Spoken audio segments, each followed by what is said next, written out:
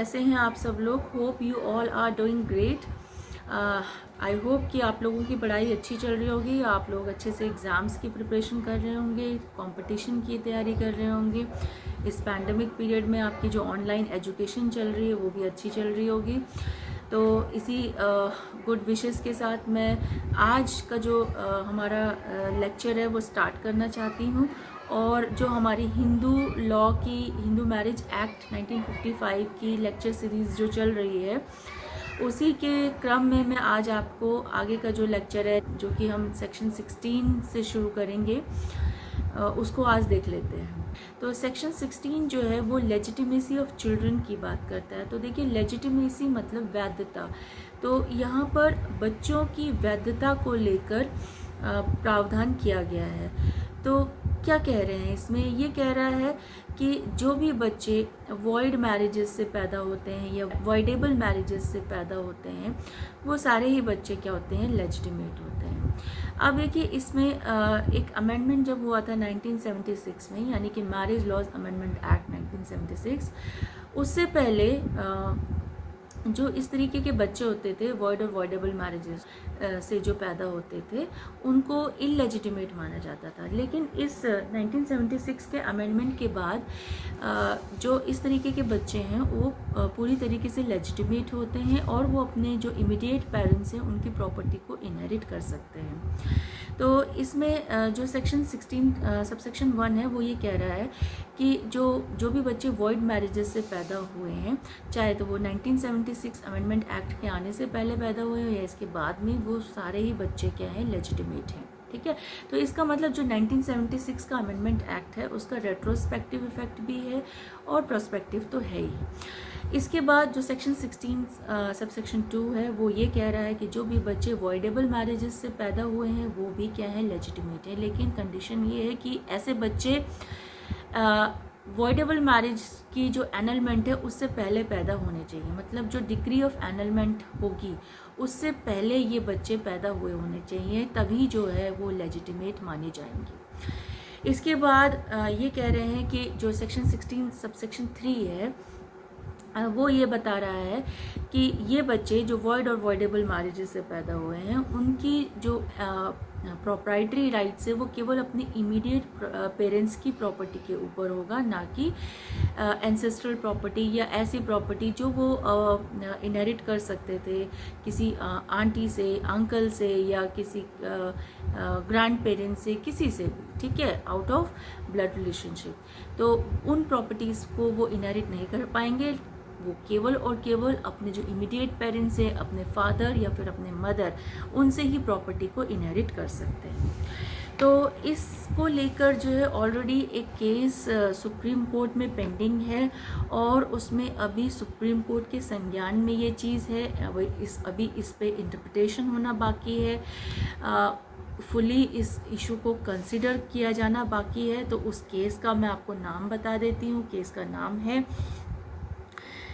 Rawani सदप्पा versus Mallikarjun and others. ये 2011 का case है और इसमें अभी तक इशू को कंसिडर किया, फुली सेटल नहीं किया गया है। तो जो भी इसमें डेवलपमेंट्स होंगी या फाइंडिंग्स आएंगी वो बाद में आपसे मैं शेयर ज़रूर करूँगी। इसके बाद हम चलते हैं सेक्शन 17 पे, और 17 कहता है पनिशमेंट फॉर बाइगेमी। तो हमें पता है बाइगेमी एक ऑफेंस है हिंदू मैरिज एक्ट के अंतर्गत भी और आईपीसी के अंतर्गत भी। तो ये कह रहा है कि जो भी एक स्पाउस के जीवित रहते हुए दूसरी शादी कर लेता है तो उसको बाइगेमी कहा जाता है, बाइगेमी का ऑफेंस वो माना जाता है और ऐसे केसेस में फिर उसको पनिशमेंट दिया जाता है आईपीसी के सेक्शन 494 और 495 के अंतर्गत। तो 494 क्या कहता है? 494 कहता है कि बाइगेमस मैरिज में जो भी इन्वॉल्व होगा उसको 7 साल तक की इम्प्रिजनमेंट या और फाइन हो सकता है। जबकि 495 कहता है कि अगर कंसीलमेंट ऑफ प्रायर मैरिज अगर की गई हो, ठीक है, और पहली शादी को छुपाकर दूसरी शादी कर ली गई हो, तो उस केस में भी जो पनिशमेंट होगा वो होगा 10 साल तक का इम्प्रिजनमेंट एंड फाइन। इसके बाद सेक्शन 18 जो है वो कहता है कि अगर आपने किसी प्रोहिबिटेड या सपिंडा रिलेशनशिप में भी शादी की है तो भी पनिशमेंट मिलेगा। तो वो पनिशमेंट कितना है, वो है इम्प्रिजनमेंट अप टू 1 मंथ या फिर फाइन अप टू 1000 रुपीज़ या फिर दोनों हो सकते हैं। तो सिंपल इसमें भी इतना ही बताया गया है। Now coming on to section 19 जो कि आपका दिया है chapter 5 of Hindu marriage act में, और ये बात करता है court to which petition shall be presented. जो भी पेटिशन इस एक्ट के अंदर दायर की जाएंगी वो किस कोर्ट में फाइल किए जाएंगे। तो यहाँ पर बेसिकली डिटर्मिनेशन ऑफ प्लेस की बात कर रहे हैं। प्लेस को डिटरमाइन किया जा रहा है कि किस जगह से पेटिशन को फाइल किया जाएगा। तो इसमें सबसे पहले कह रहे हैं कि जिस भी डिस्ट्रिक्ट कोर्ट के जुडिक्शन में शादी हुई है पार्टीज़ की, वहाँ से पेटिशन फाइल की जा सकती है, या फिर जिस भी एरिया में दोनों पति पत्नी लास्ट साथ में रहते थे उस जगह से फाइल जा सकता है, या फिर एक 2003 के अमेंडमेंट के बाद क्लॉज 3A जोड़ा गया और कहा गया कि अगर वाइफ पेटिशनर है तो जिस जगह पर वो at the time of presentation of the petition रह रही है उस जगह से भी वो पेटिशन फाइल कर सकती है। और फोर्थली इसमें यह बताया गया है कि अगर इस एक्ट का एप्लीकेशन ऐसी जगह पर नहीं है जहाँ पर रिस्पोंडेंट चला गया हो, या फिर रिस्पोंडेंट पिछले 7 साल से उसका अता पता नहीं लग पा रहा हो कि वो कहाँ है,